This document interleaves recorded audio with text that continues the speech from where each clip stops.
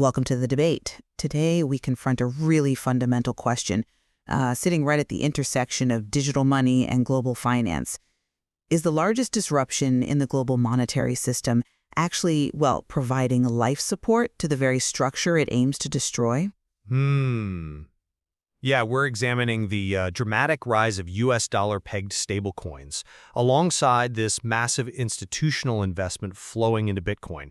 And we're debating their ultimate, long-term impact on Bitcoin's path, its potential path to becoming a global reserve currency. Exactly. And the central question is sharp.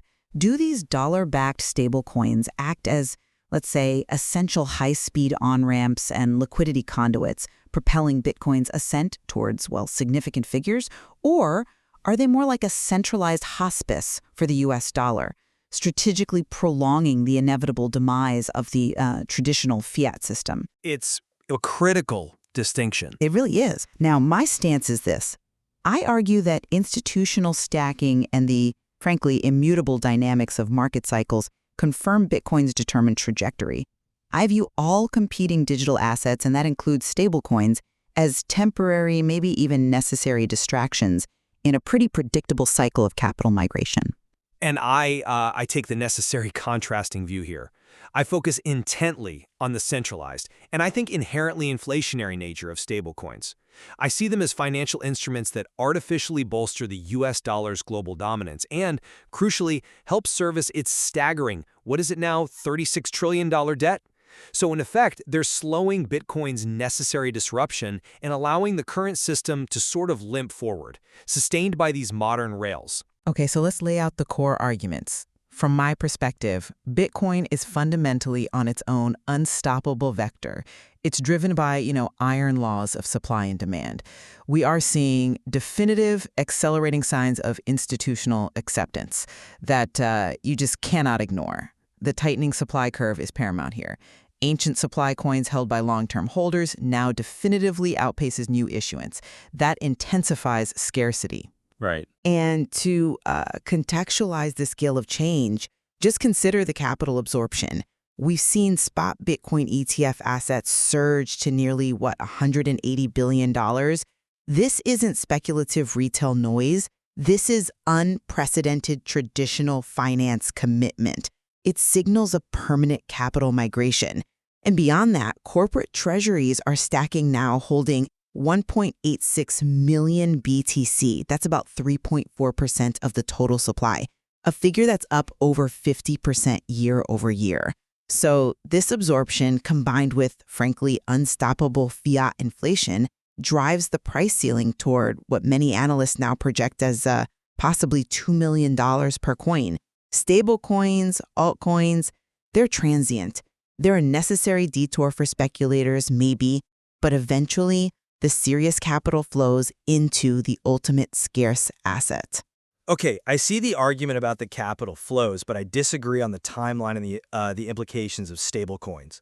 Because the very success of stablecoins is, I think, actually a critical symptom of the U.S. dollar's deeply entrenched global power, not necessarily a clear sign of its immediate failure. We have to remember what these things are.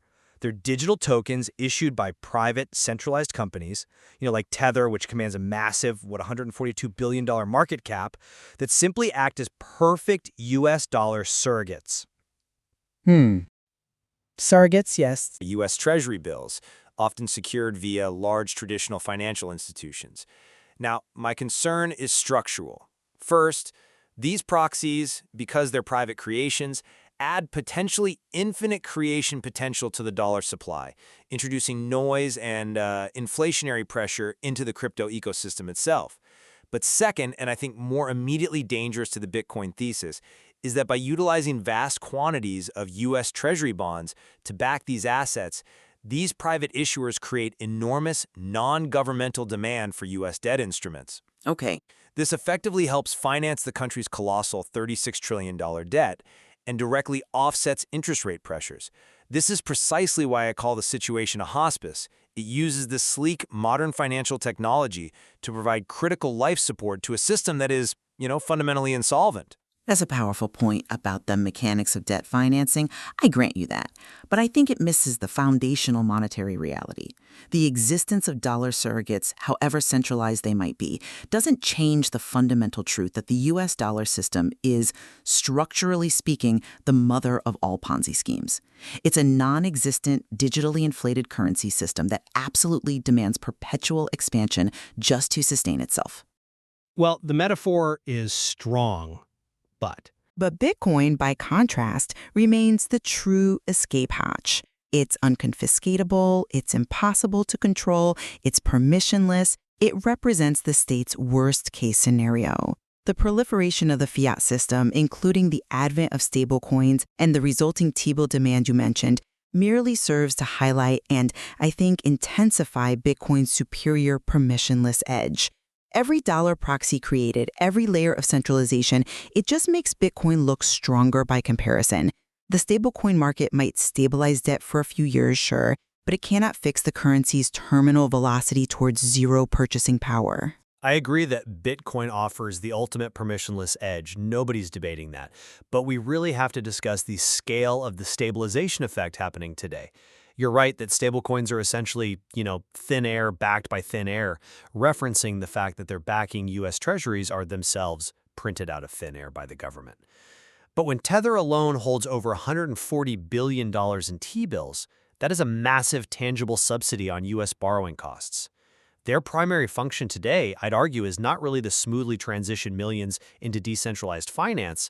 It's actually to cement the dollar's transactional role in places, particularly the Global South, where people lack traditional bank access.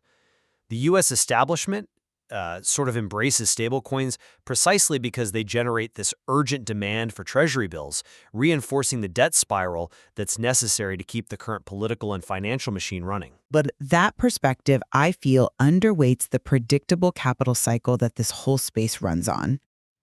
While the T-bill subsidy is, a real short-term factor, it operates within a human learning curve that we've observed for, a decade now. Every cycle, new capital enters the digital asset space.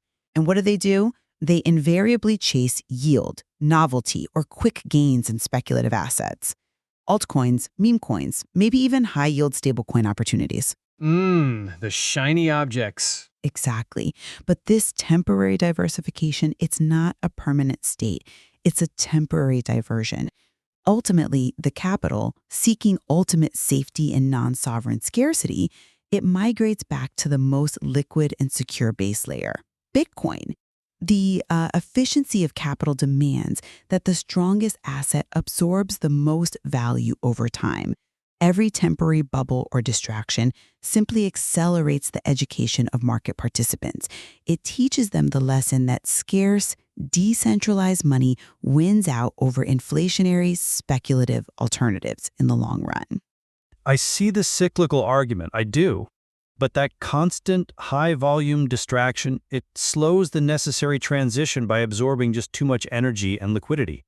Furthermore, the inherent centralization of stablecoins poses a massive, maybe even existential risk to the whole concept of digital freedom.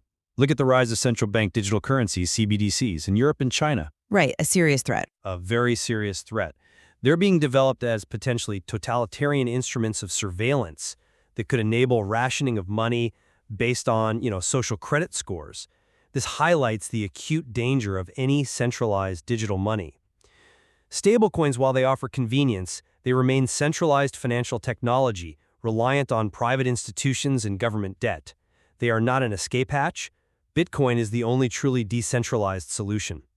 By normalizing high-volume, dollar-pegged digital instruments, stablecoins, I worry, pave the psychological and technical path for the eventual acceptance of CBDCs, which is the system's ultimate goal to maintain control. That's a compelling argument regarding the structural risk of digital centralization. Definitely something to watch. But we also have to consider the geopolitical incentives here. The US dollar is our nation's most valuable strategic asset. It's our brand, our product, arguably comparable to how, let's say, the Nike sneaker is to the Nike Corporation. Stablecoins, by promoting the frictionless use of a dollar surrogate globally, well, they undoubtedly help the U.S. maintain influence and transactional dominance, even if it feels dirty to us as proponents of sound money. So you're saying it's a tool of statecraft? In a way, yes.